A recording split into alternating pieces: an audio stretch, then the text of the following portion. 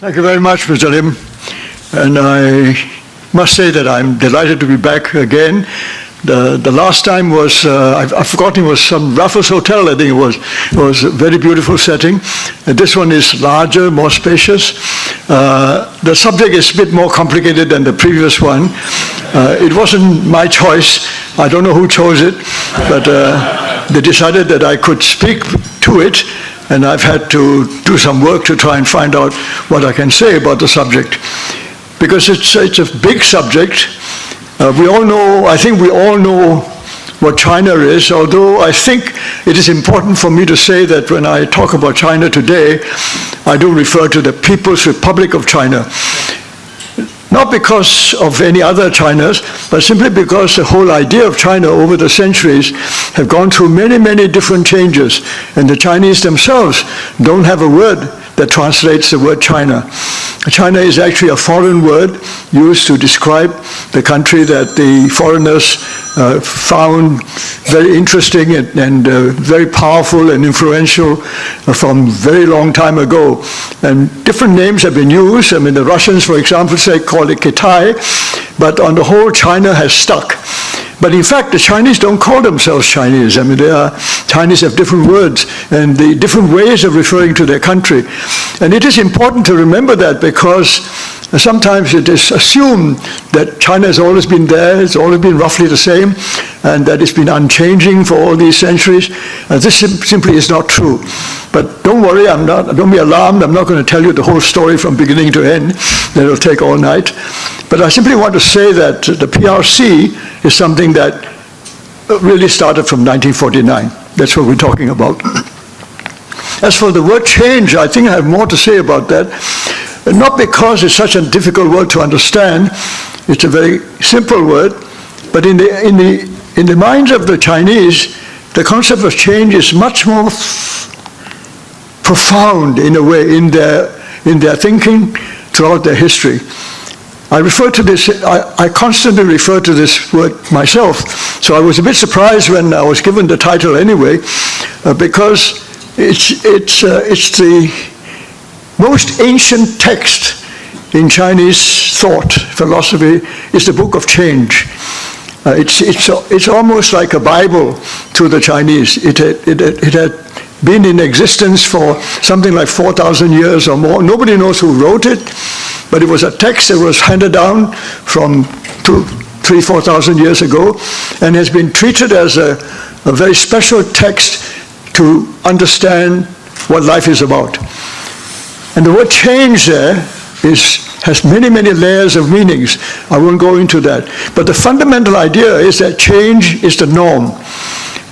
Everything changes, and you must expect change, you must prepare for change, you must learn how to deal with change when it occurs, since it occurs so often. So the uncertainty that lies behind the concept of change has been something that the Chinese have lived with from the very beginnings of history. So change is nothing new to the Chinese. They actually expect it and be very surprised if nothing changed. I'll give you an example of this. For example, I remember when Deng Xiaoping talked about 50 years no change with the Basic Law and so on in Hong Kong. He was obviously thinking of something else. He was thinking of very specific things that the British were leaving behind, and thought that the Hong Kong people would be pleased to know that some of those things that they're used to will continue for 50 years. But of course, when a Chinese listens to the phrase, 50 years no change, they are very puzzled. It's impossible for there be no change for 50 years. Conditions change, the environment will change, the whole world itself will change, and how can you say that Hong Kong will not change for 50 years? So I'm just illustrating that to show that the word itself has a sort of ring to it to the Chinese. The other way of looking at it is to say, how do the Chinese prepare for change? When they know it's a norm, how do you do that? I think it is, to me, quite extraordinary when the Chinese talk about it, they actually link it up with the word luck. Now, I know in many other philosophies, luck doesn't make sense. I mean, things are either destined, fate as destined, things are set, or some will say God willing. So these are all things beyond your control, and you don't even try to understand. Or it's all set for you, you cannot change it. From the day you are born, certain things are more you're destined to go through. The Chinese have thought about that. In fact, they've taken the word itself from Buddhism and from other philosophies.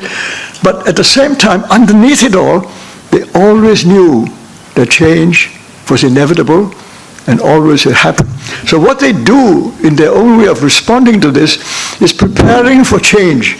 And what they mean by that is that you're always alert, looking for the change that will occur that will be of benefit to you, of maximum benefit to you, ideally. But even if it's not maximum, at least be good for you.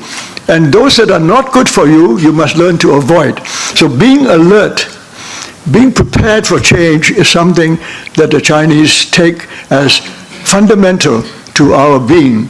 And this is, to me, very important to bear in mind, because it explains a lot of things that happen when the Chinese said, don't find it particularly alarming or disturbing, because even though they don't like it, even though they're surprised by it, they somehow feel that, well, things change. But was I alert enough to see the opportunities in that change, or whether I saw the dangers in that change? If I were not alert enough, serves you right, you suffer for it. But if you're alert enough, and this luck passes you by, as it were, you can recognize it as something beneficial to you, you reach out for it, seize the opportunity, and things will flow in your way. So these are some of the fundamental things. So when I talk about change, you can understand where I'm coming from. The other two words are a bit more difficult. What is domestic and what is foreign? In today's world, the line is very difficult to draw, so I won't pretend that there's a clear line. But on the whole, I will try to suggest certain things are more domestic, certain things are more external and foreign-inspired. I try to distinguish, but you will recognize that this is not always all that clear-cut. So let me begin by what is domestic about it. I'll only take some examples because there's so many pressures on China and its leaders and its people that one can go on and on about what the pressures are. They range all the way from the highest level to the lowest levels. People are enduring, encountering, and having to deal with change all the time. So what are the pressures that are most important? I can't decide what is most important. I do not know what are the real priorities in the minds of the Chinese leaders. All I can say is that they have priorities, and we can try and understand them. And I do have some ideas, but I cannot be sure. What I can illustrate is to use a few examples to see the kind of things that they're up against today. I would say the first most important pressure on the Chinese leaders today is how to save the Communist Party. By this, I don't mean what we normally mean by the word party. I know the word is there, but it's there because that is how it started. They translated the word party from Western usage at a time when there were many parties in China. So party, as the word suggests, is only a part of governance or part of the power struggle, only one part. And there are many, many parties competing for the right to rule, for the kind of central power they wanted to control. But the Chinese actually don't like the word party. Traditionally, all through the history, the word party, usually word dang in Chinese, is a bad word. Throughout history, to dang is a kind of factionalism. It's taking sides, creating trouble by forming factions, fighting each other within a system. So dang is a bad thing. So why did they call themselves dang? They had to find a word for the word party. I think it was actually first translated by the Japanese, who used the word party, dang, do, in Japan, and the Chinese took it over at a time when there were many dangs, and when the Republic was started in 1911, 1912, they took it as the Republican structure that they took from France, United States, and so on. There would be multiple parties all competing for the right to rule. So they took that for granted. So the word party was used. But actually, whether it was the Kuomintang party or the共产党 party, none of their leaders really thought they were a part of Chinese governance. In their minds, I think, whoever took control would be in full control. The idea of Tang being one part, being one that could be replaced every now and again by some process or other, and alternate, take one another's place every now and again, I think was quite alien and foreign. There's a foreign idea. So when I say to save the Communist Party, I'm not talking about saving one part of China. To save the Communist Party is to save China in the eyes of the communist leaders. I think they've always believed in it because that was how they were trained to believe that once they take power, they would take full control. I think, quite frankly, the Kuomintang thought exactly the same, whether it's under Chiang Kai-shek or even under Sun Yat-sen. He really did believe that whoever is control should have full control. I underline this fact because saving the Communist Party is probably the most patriotic thing any party member, any communist in China would be thinking of, because it was a Communist Party that saved China in 1949. It was a Communist Party that enabled China to be united and to gain enough control of itself, to defend itself, and ultimately, under the leadership of Deng Xiaoping, to be prosperous and to be actually among the powers of the world today. So it was the Communist Party that enabled that, because if you look at what the Kuomintang was like, or the previous groups were like, the warlords and so on, it was a terrible mess. And China was weak, divided, and utterly helpless in the face of all the enemies around. So, Communist Party, the savior of China. To save the Communist Party is the most patriotic thing to do, because saving the Communist Party means saving China. And why was it so immediate? It was a pressure on someone like Xi Jinping, because when he was preparing himself to be leader, when he was vice president, watching from the side under his predecessor, Hu Jintao, he could see that the party was losing control. The degree of corruption in the party was really quite astounding. I think it would have broken the hearts of all those revolutionaries who had fought and died to bring China together, to have seen how far the party had been corrupted by, on the one hand, wealth, on the other hand, power, on the other hand, lack of any kind of check and balance that could ensure that they would stay honest. And that fact that the corruption had reached the very top of the Communist Party, as well as the PLA, was really very, very damaging for the credibility of the party in the eyes of the people. It's not as if the people didn't know. Everybody I ever met in the 1990s onwards, especially after 2000, who didn't think that the party was corrupt. But the degree of corruption and the height at which it reached the top was truly alarming. So you can understand when Xi Jinping came to power, the first thing he said was, study how the Soviet Communist Party failed. Why did it fail? After all those years of success, it collapsed.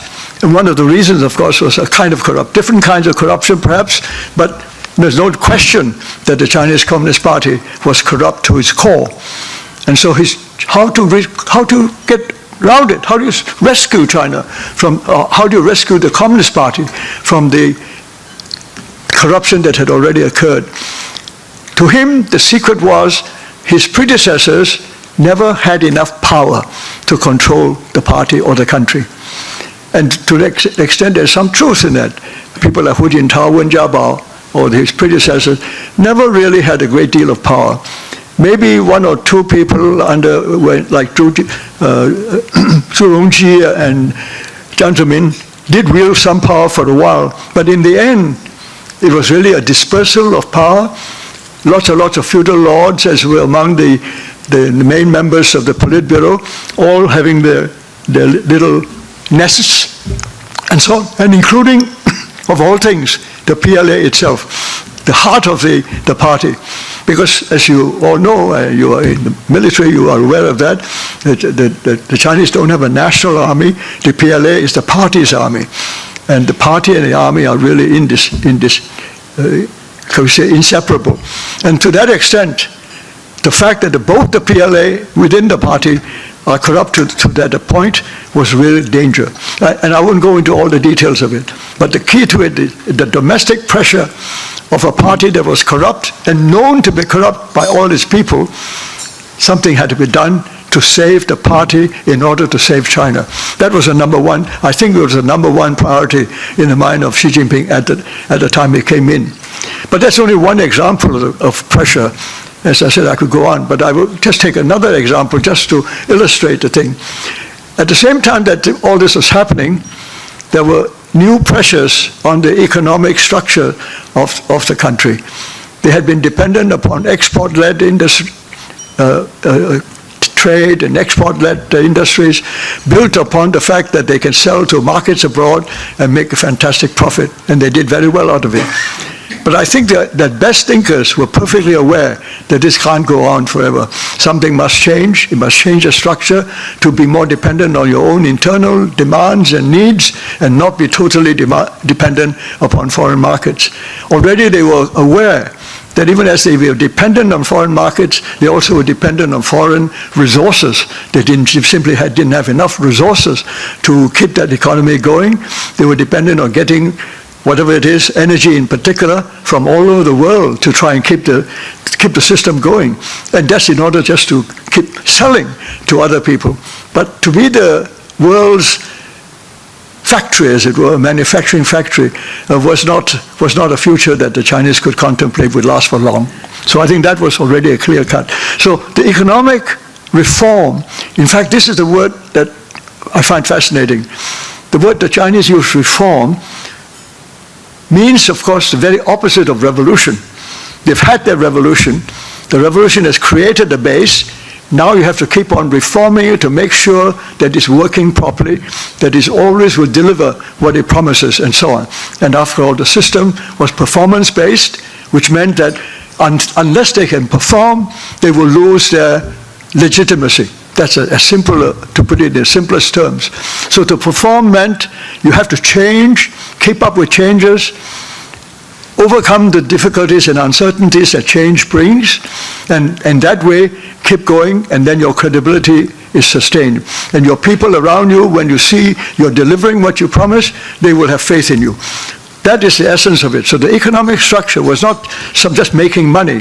It's also to enable the country's people to share in the growth of wealth that was being created in the last few decades. Now that needed a lot of thinking. And while they were in doing that, of course, the Americans started the trade war. And I won't go into that in detail. That's a subject by itself, and one could go on. But it's not the trade war itself that was so important. It was the fact that they were faced with immediately having to respond to what the Americans were doing. And make no mistake, the Chinese are perfectly aware the only country in the world that can make a difference to China and can make China either gain or lose is the United States of America. So whatever the Americans do, they must pay immediate and utmost attention, and they've done so. But the way they retaliated, the way they responded, we can go into that, but the point I want to make is that this was also in itself a challenge. This was change, unexpected change. I don't know what they really expected when Trump won. They didn't want Hillary to win, so some of them were cheering for Trump. Some of them may regret that, but nevertheless, that happened. But they were not afraid of the changes. As I said, they do expect change, even though the results are unexpected. So what they do is they adjust accordingly, and you can see in their negotiating methods, dragging it out, taking time, back and forth. And both sides are going through that with the rest of us hanging on to their every very words, every now and then, every Twitter. And I'm not sure we know what's going to happen. But in a way, it doesn't matter, because the fact that it is happening, the fact this change is challenging China, is actually very good for China, because it's forcing the Chinese to act more quickly on the kind of economic restructuring than they knew they had to do anyway. The trade war actually provides a framework, a very clear attack on certain aspects of the economy, which enables them to try and make changes to suit this. Whether they can do it in time or not, or how they will do it, I cannot go into the details here. But I do know that they do not see it as simply awful or hurtful or something that would damage the Chinese. Of course, they are aware of that possibility. But what they're more concerned about, how do we make use of this challenge to enable us to reform the structure of the economy and come out of it stronger and better and more capable of dealing with problems like that in the future.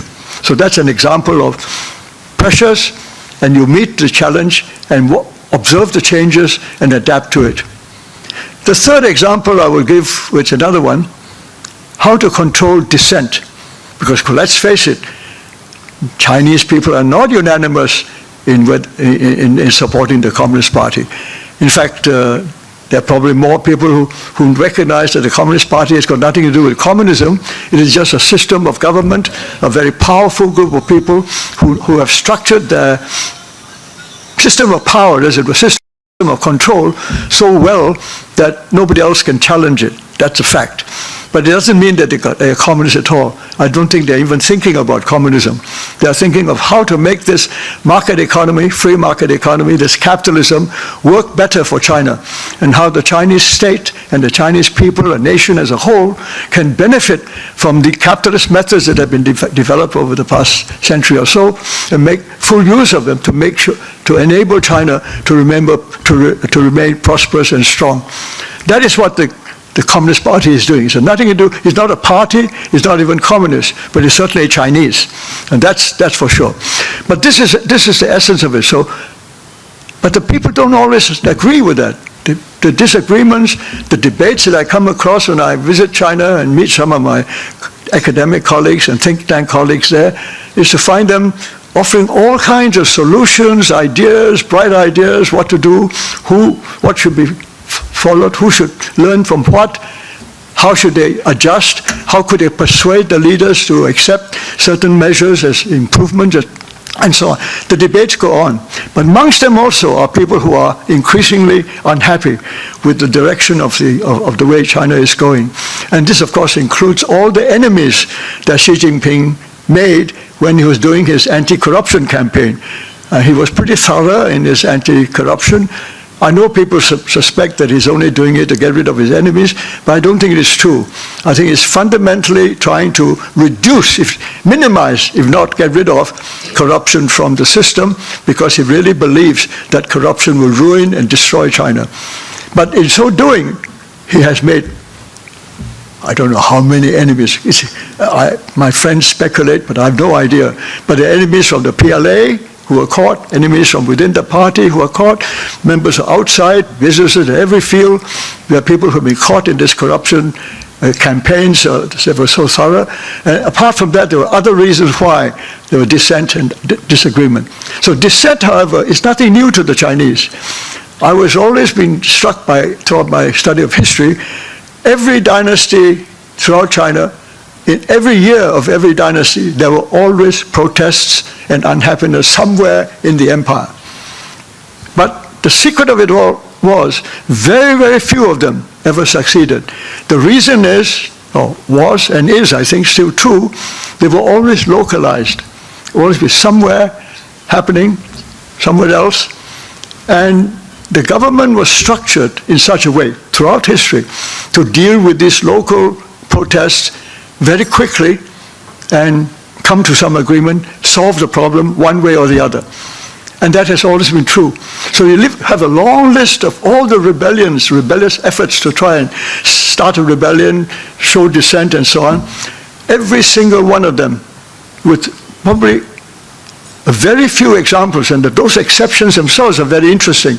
In fact, one of the most fascinating things to study about Chinese history are those exceptions where dissent grows out of the locality and becomes national, and then gets to attract foreign intervention who take advantage of a national disastrous set of rebellions, to take advantage of that and actually conquer China in many ways. So that is a pattern of what they call 内忧外患.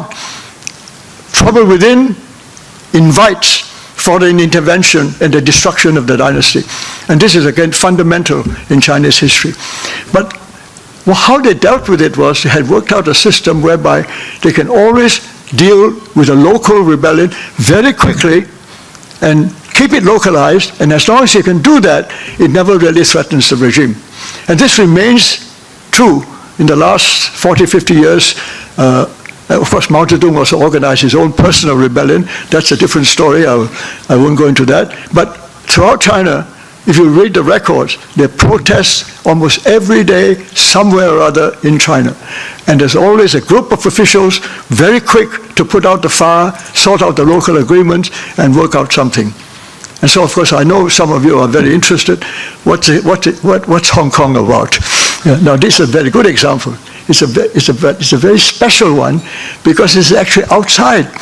It's outside a different system, you know. The two systems idea puts the Hong Kong picture slightly outside. It's not quite the local within China that they're used to handling. This is outside. And it's quite interesting to, and I won't go into here in detail, but it's quite interesting to see how the Chinese themselves accept that there are two systems. As long as there's only one country, and they all recognize there's only one country, they understand the need for two systems right now. Well, for another 30 years until 2047 perhaps. But they understand the need for two systems. They don't actually want to change it now. It's not to their advantage. So they say, when things go wrong, they blame the system, the other guy's system, the system in Hong Kong. Nothing to do with them, because it's two systems. If your system is not working properly, you have all the protests in Hong Kong. Now, I'm just giving you an illustration of this. So they're not unaware of these problems. They are fully aware. As long as it's localized, no problem. And this is how they will continue. They will never allow Hong Kong, in the Chinese phrase is you don't allow the well water to mix up with the river water and vice versa. It's the same idea that what's happened in Hong Kong, as long as it happened within Hong Kong, does not affect the rest of China, they can live with it. And can let the Hong Kong government handle it one way or the other, support it where it can, but they don't have to intervene directly. At least they don't want to. Some Hong Kong people may like to provoke them to do that and make a fool of themselves, but they don't want to. So I think that's the way I understand it now. What about the external pressures? I need to take it a little quicker now. The external pressures, some very obvious one. I mentioned the trade war, but that, as I said, is mixed up really with domestic pressures. I don't think it is a simple external pressure. The two examples I think would best illustrate foreign pressures. One would be the fact that the Chinese economic system as a whole has fundamentally changed from one that was mainly continental, completely dependent upon safety over land, when no enemies at sea, to one, since the 19th century, a country that has experienced enemies coming from the sea, starting with the British, French, German, Japanese, all really threatening China's existence in their own historical outline of what happened. Clearly great dangers, and now taken over by the Americans. This is the British heritage that the Americans, for one reason or another, especially after defeating Japan as well, it is the sole maritime power in this part of the world. That's on the military security side, the safety side, defense side. But on the other side, Deng Xiaoping's reforms fundamentally depended on turning to the sea. The free market economy is a maritime economy. It is the maritime economy that changed the world since the 18th century. The Chinese recognize that. It is the fact that they neglected the maritime affairs, lost touch with the changes in naval power of the 19th century, that they lost so badly and became so weak and divided. They know that. They learned their lessons even in the 19th century, but they were so divided, so helpless, they couldn't do anything much about it. They remained utterly helpless until about, I would say, the 1990s, when they had the wherewithal, the finances, the capacity to fund maritime development, naval development seriously. They started with commercial navigation, maritime fleets, which were for trading purposes, and they now moved on to naval forces, and they are now serious about that, because they recognize the whole economic development now depends on freedom of navigation, believe it or not. They need freedom of navigation no less than anybody else. So what they're really objecting to is not freedom of navigation that the Americans talk about. They're really objecting to what they see as the freedom of hegemony, that the Americans should have freedom to keep the seas completely under American control, and this is what the Chinese feel very uncomfortable with, because they recognize it is possible for an enemy to come by sea and virtually destroy China. This is how they remember it, and this is something that they have learned. So this is the longer term pressure. What do they do with their maritime resources? They're a long, long way from having any kind of naval challenge to anybody, least of all the United States and all its allies, which are the naval forces of the world. They know that perfectly. They don't intend to challenge it. But what can they do otherwise to ensure that their freedom of navigation is protected somehow, either through fleets, through other arrangements, through arrangement with ports around the world? Who knows what is uppermost in their minds? I don't know. All I know is that they have been consistent since the 1990s in paying close attention to naval development and all the other military strategies that protect their naval interests. That's new. And I think it's important to remember, this is very new. I know people refer to Zheng He in the 15th century, but that's nothing comparable to that at all. That's got nothing to do with it. This is something new. This is in the face of enemies that can attack China from the sea, and this is in the face of a whole economic development program which is utterly dependent, or almost utterly dependent, on maritime freedom of navigation, maritime access to not only materials but to markets. That's very clear. So the maritime reorientation of the Chinese since the 1980s, at least, the 1990s, has meant that China is a new China. The external pressure is not going to go away. It will always be there. How they adjust to it, how they change to respond to it, is something that is, I would say, uppermost in the minds of many of the leaders in China today. Apart from that, I could add something like the Belt and Road Initiative, the BRI. That is related to it in many ways. It is BRI is an acceptance that China's future cannot depend on just continental concerns and must depend on maritime concerns as well. But nevertheless, they still have enemies on land. They have enemies now at sea. They must find some kind of balance to ensure that they can manage both continental and maritime threats, as well as advantages and challenges and opportunities that they provide. The BRI is one way of expressing it, by far from being the only way or likely to be necessarily successful. They don't know how successful it can be, but they're hoping that with the resources that they have to try and make sure that at least something is done, not only militarily and naval-wise, but in terms of economic. The one thing that they do have is some degree of economic confidence in their capacity to influence the development in the neighborhood, and they've picked on infrastructure, I think quite skillfully. It must have been the work of a large team of people working out the advantages of concentrating on infrastructure as something that everybody in the neighborhood needs, increasing and improving your connectivity, and that is beneficial to China economically as well as strategically. So I think this BRI is linked with the fact that they're now maritime, not only continental, and they have to look at this world from a different perspective. I could end there, but I want to take on a couple of points about these are relatively short-term pressures. I think it's also relevant to take into account some of China's longer-term imperatives and the kind of pressures on them. For example, I think the Chinese are very aware now that governance, good governance, needs better laws. It's not that the Chinese were not aware of that before. They always had laws. They had laws, tons and tons of laws, made from 2,000 years ago, improved upon, added on, modified, and so on, through the Tang, Song, Ming dynasties, Qing dynasty, all those codes, massive amounts.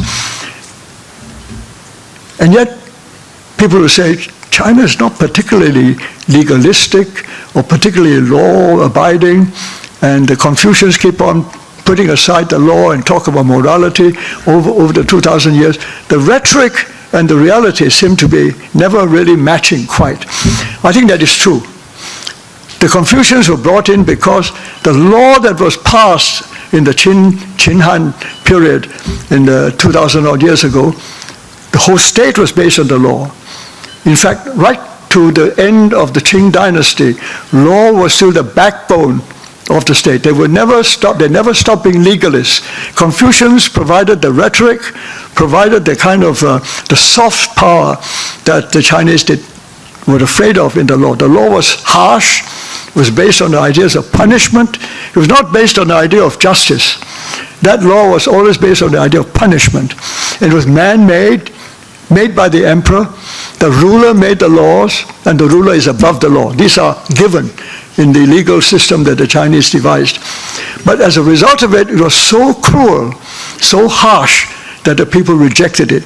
So what they did was, they brought in people like the Confucians and others, later on added to by Buddhists and Taoists and others, to soften that image of this harsh, punishing state that had been founded 2,000 years ago. And then what the Confucians did basically was to put aside the law as something as you turn to as a last resort. The way you do it normally is through example, exhortation, moral education, and make you feel a sense of doing good. And if everybody was moral, did good, were honest, there'd be no need for the law. So keep the law there so that when you needed it, you could use it, but don't resort to it unless you absolutely had to. So that is why you have the idea of the Confucian state. The Confucian state was never free from legalism. It was based on the law, but a very different kind of concept of law. And I think the longer perspective of pressure on the Chinese is to say that the modern world requires a different kind of approach to the law. That kind of law by punishment is not what China needs. There is need for China. The Chinese people don't like that anyway. There's still residual elements of this punishment aspect of the law in China today. What the Chinese would love to see, the Chinese people would love to see, was a better sense of justice, a sense of fairness, a sense of, and processes by which you can determine guilt and innocence in a transparent and easily understood way, that you can actually see that occur. I think most Chinese people would love to see that. But they're not seeing that because the system never quite got round to this. And I think it's true to say that Xi Jinping, when he said at the beginning, he believed in the rule of law as he understood it. The rule of law, he meant it. He wanted to see the country go by the law in a more successful way than it has been done. But I'm not sure he knows how to do that. And he has tried. There are lots and lots of problems because the underlying problem is that background of what I said earlier to you, that the emperor made the law and the emperor is above the law. Now it's the party who makes the law and the Communist Party is above the law. Now that is a burden which is very difficult to shake off, and I'm not sure that Xi Jinping or any of even his successors will find it easy to get around this problem. Because in the end, justice is not only just in the courts. The ordinary man may be satisfied with it. There's also ultimately an educated citizenry who demand greater participation in public affairs.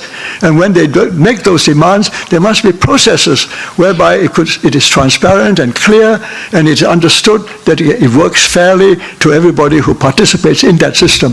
That has not yet come about, and I'm not sure they know how to do it or are willing to take the risks to do it without actually not undermining the authority and power of the Chinese Communist Party. So this is a big question mark, but it's a longer a longer set of pressures on China today. I think they know that this is a way to go. Good governance must ultimately turn on better legal system of independent judiciary or whatever you can call it. The names may not matter. In Chinese, you'll be using different terminology. But the ultimate idea is a legal system that people can believe in and be proud of. That is a long, long challenge. A second one, I would say, would be something like this maritime continental dispensation that I spoke of, that the Chinese now have become so aware.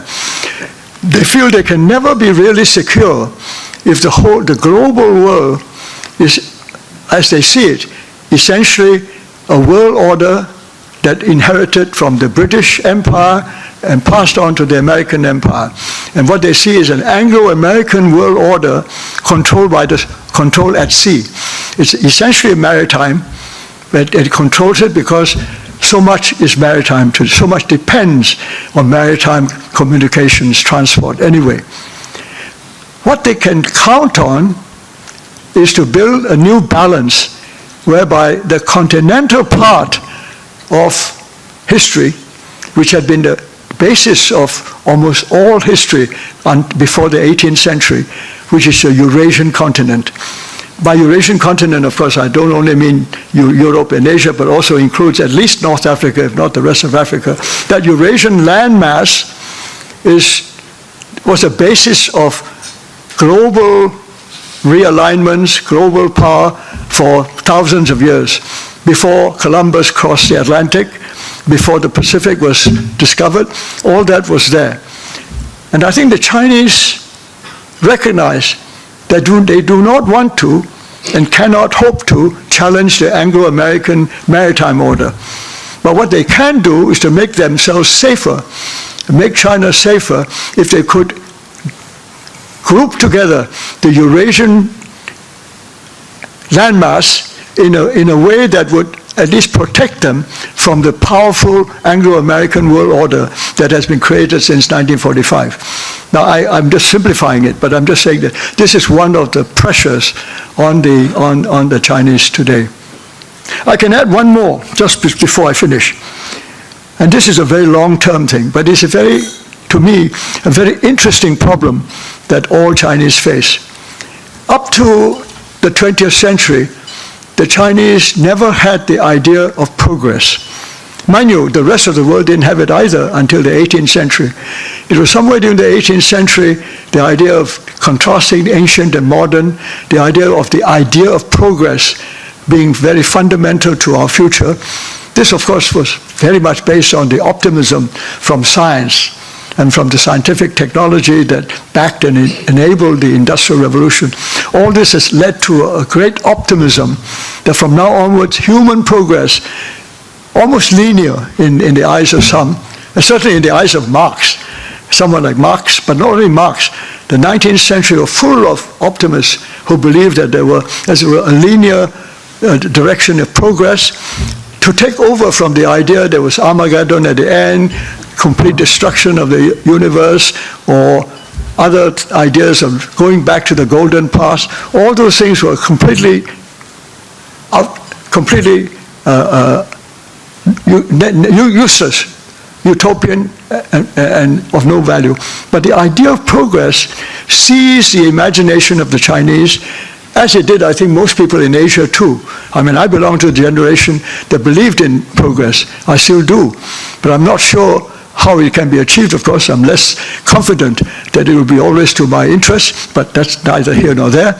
But the Chinese have taken the idea of progress very, very seriously. And I think this is of considerable importance to the leaders of China today, because the alternative to this idea is to go back to Confucius. I mean, they have nothing else to turn to. There's their own tradition way back, and there are many, many examples in China of people who say, we must go back to our heritage, we must not lose sight of what made us distinctly Chinese, and that was rooted in the Confucian ideals which made China what the Chinese people, what they are today. And there's some truth in that. One cannot deny that. But that Confucius idea was based on the idea of some golden past from which we have deteriorated, and we need to reach back to seek how to get back the beautiful past that we once had, which we lost. That is not China's future. And someone like Xi Jinping or any of his colleagues today, the people who are now so active in science and technology, who want to go into 5G, AI, robotics, all the other things that they now see themselves absolutely in the front line, and they are very excited by this. This stems from a genuine, deep belief in the idea of progress. And I want to emphasize this because when Xi Jinping talks about Marxism, he's not talking about communism. He's not talking about Lenin or Stalin or any of those ideas, or Mao Zedong for that matter. What he's talking about is the idea of progress. That was what Marxism stood for, and that was what Marx was famous for when he talks about his theory of development. It was entirely progress from slave society, feudal society, capitalist society, socialist community. It was one linear development. Whether you believe it or not, it doesn't matter. But the idea of progress is very important because it keeps everybody hopeful that the world will become better than it is today. And I think in Asia, unlike in certain parts of the West, to be quite honest, people still very fervently believe in progress, and the Chinese are not the least amongst them.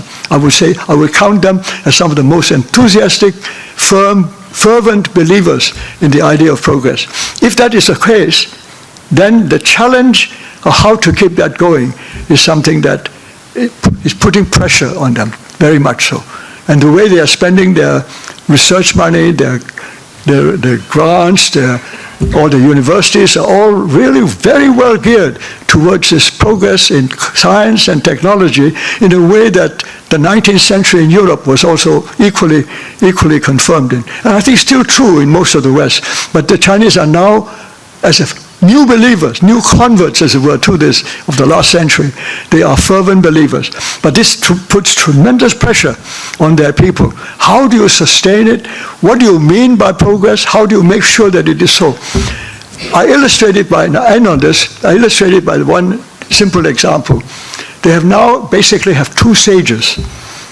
Confucius, the sage to link up with the glorious past, to make sure that they don't forget that they are Chinese and they've inherited their moral values, the set of spiritual values even, from that period. And Confucius can be used as a symbolic example, a sage that represents that. But for the future, who did they pick? They picked Marx. Why Marx? Not Lenin or Stalin with all the blood on their hands. Marx is innocent of all that. Simple chap sitting in the British Library, working out ideas and discovering that we'll eventually end up with a communist utopia somewhere. But I don't think the Chinese believe in communism or the utopia. What they now need for the Chinese people is a faith in the idea of progress, so they will all work with a kind of optimism towards a better world, better life in the future. And in that sense, and I will end with this last sentence, that the Chinese do not believe in ideology. That has never been the Chinese way of looking at the world. What they do believe is organization, systems. How systems are organized that will maintain order, stability, and ensure the possibility of progress and prosperity and wealth. That the material benefits that flow from unity, order, stability. And that can only come if you actually believe that the system is functioning. Ideology are just ideas, provide some guidelines, provide the rhetoric, provide some inspiration now and again, but they're not fundamental. If you don't have the right system and it doesn't work, then all the others will fail. And on that, I think they're very clear. As long as you have that system, change can occur all the time, full of uncertainties. But because you have the system, you have a chance to be always prepared. Be prepared, like the scouts say. Thank you.